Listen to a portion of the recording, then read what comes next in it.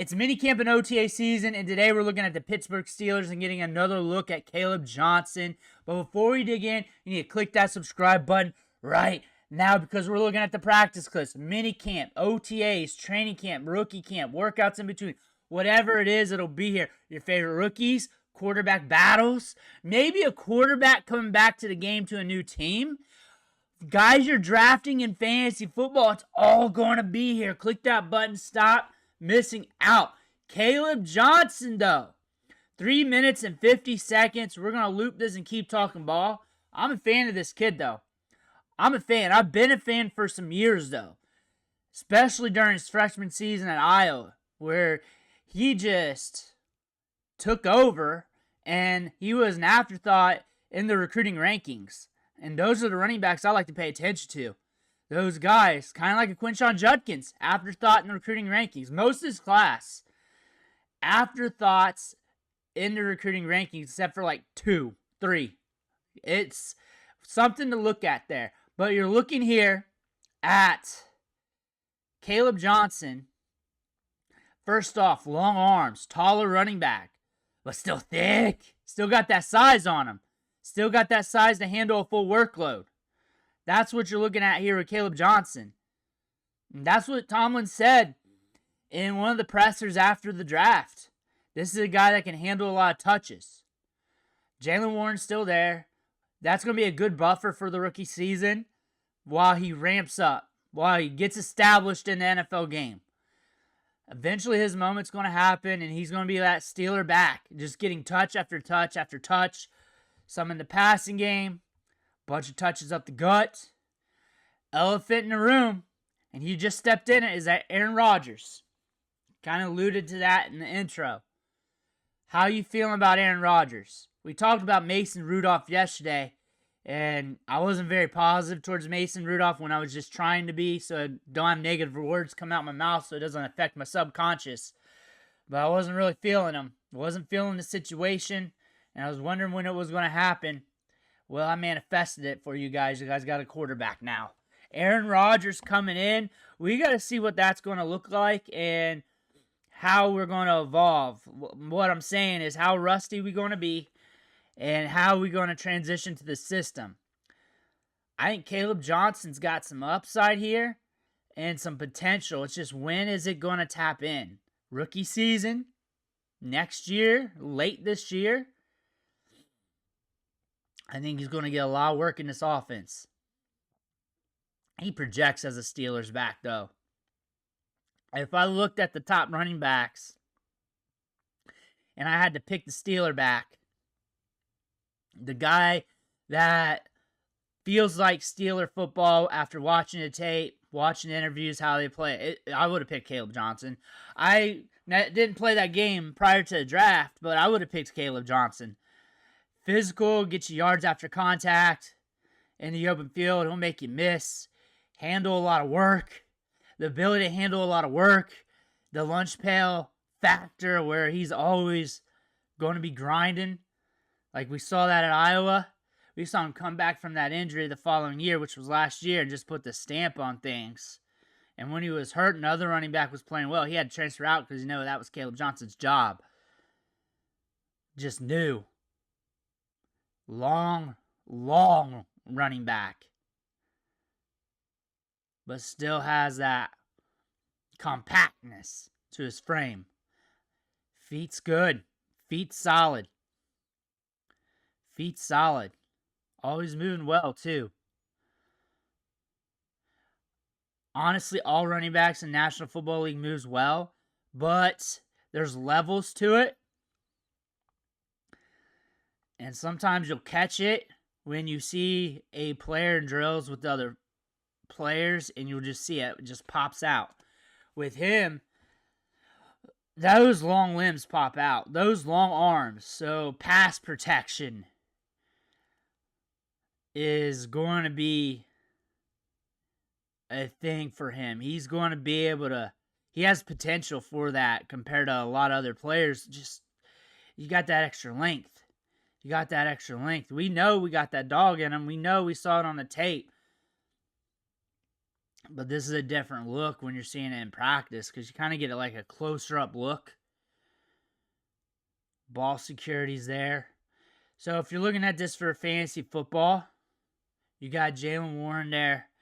And that's going to be your buffer back for his rookie season. When I say buffer, he's got to ramp up. Like, I do not expect all rookies to hit it right out of the gate. I just don't. I give them grace period. I just throw that in there. Some rookies, they hit like week 3, and it's off to the races. Some of them are like instantly getting spammed with targets and work the first game. And then others, it doesn't explode for them till like week 15 or so. Maybe fantasy football playoffs. Maybe the next year. Maybe in a couple years. What I think is we're going to have a ramp-up period, and there's just going to come this moment where he just keeps getting touches.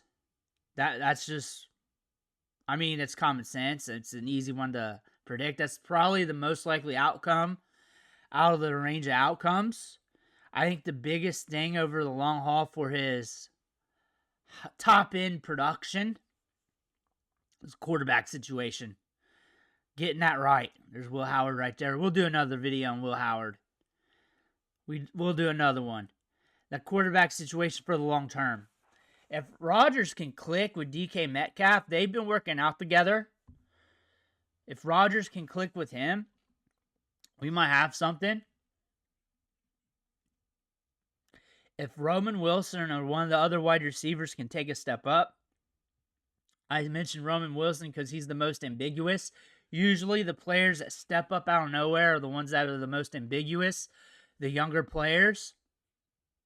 Because usually the veterans, once you get like 3+ years into their career, that's on average. That's not like, it could still happen. There could still be outliers. But we've seen what they can do.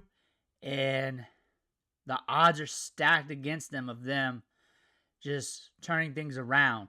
There are a few that will past like year 3, 4, 5, but for every one, there's like a ton of them that don't. That's just how it is. Like, they've already shown what they're going to be in the NFL. They're only going to hit a certain level. Some of them will get better, but again, hundreds will fall or stay the same while that one steps forward. But if you want the players that step up, it's usually younger guys within the first couple seasons who are in ambiguous situations, guys that you haven't seen much of, come back from injury, all that stuff. What I'm looking at here with Johnson, I'm seeing a running back here that's going to handle a lot of work. When I look at him for Dynasty, he's fallen in some drafts a little bit where you catch him at a little discount, and I like that. It's not like I lost all my leagues and I can only draft Ashton Genty or Marin Hampton. I'm drafting these guys on the back end. RJ Harvey's getting drafted ahead of him in a lot of drafts, which is fine with me because I'll take either one of them. And I've been diversifying between the two a lot. My shares are split, and honestly, it's contextual due to the price. There's times that if I trade down to Johnson, I'm getting something nice in return. I'll take it. And I make sure I've got good shares of both. I am in on both, and really they're both in my price range in a lot of leagues. You take your preference. A lot of people like Harvey, and I agree. I like Harvey as well. Also like Johnson. But when I look at Johnson, I think he's going to eventually, and it could be a slower start. There is a buffer here. This team, we're trying to figure out the quarterback position. I ain't going to say Aaron Rodgers is going to be like legit old school Aaron Rodgers. I just know that's just Aaron Rodgers, and we've seen what we've seen these last few years. And we're Father Time's looking at him pretty hard. But at least you can feel a little bit better going into camp versus what you had Mason Rudolph and company. That being said, got a lot of upside. And the Steelers keep getting these prospects at a discount in the draft, like George Pickens. Round 1 talent, had an injury to him, falls in the draft. Second round, they snatch him. Darnell Washington had some injury hiccup or something during the draft. Falls, they snatch him. Roman Wilson, deep wide receiver class, kills it at the Senior Bowl. There's a lot of people wondering how high he's going to go. falls to them in the draft at a discount. Discount players. That doesn't mean they're going to hit. That doesn't mean they're guaranteed to become like all-level producers, but they're just at cost compared to what analysts are saying and compared to positional value of the draft and how you just look at the player pools and how things align and how they make sense. They catch these players a little cheaper. Like Johnson, they caught him a little cheaper.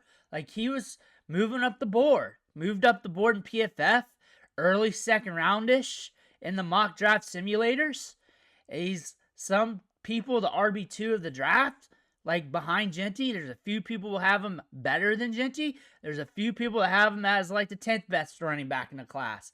This running back class is so deep and so talented that you can be all over the place with the top running backs. That's something to pay attention to. And that's one of the reasons why, if he was in last year's running back class, he's top one. He's top one. Like, Trey Benson doesn't have a 1,000-yard season to his name. We're looking at Jonathan Brooks, only had one ACL. Blake Corum's a dog, but upside-wise, doesn't have it like a Kaleb Johnson. He would be the top running back in last year's class. This is a very deep running back class. We're going to see some 5th, 6th, 7th rounders, day 3 guys, later day 3. Unexpected day 3 guys hit. Round 4 was pretty juicy this year. This is a deep class, so don't look at him as like a 3rd round pick and be like, it's up in the air. It's not like that. It's not like that this year with the running backs. It's not. We're going to have some guys come out and surprise us. And a lot of that's due to like injuries to the starters and the pathway to getting on the field. But the talent's there. And Kaleb Johnson, the Steelers just got another discounted player that fall to him. That's more talented than their draft slot. They keep doing it. They keep doing it. They keep finding these players at a true value. Deontay Johnson was a good value too, considering how twitched up he was coming out. Smaller school prospect. Not small school, but smaller school to where it was understandable, though, back then with the draft slot. But still, they keep finding these deals. They keep finding these deals. But Kaleb Johnson's one of my favorite running backs in this year's class, especially looking at the Steelers situation here and how they're going to look long term. Let me know what you think in the comments below. I want to hear about that. Make sure you hit that subscribe button on the way out. One thing for watching. Catch you on the next video.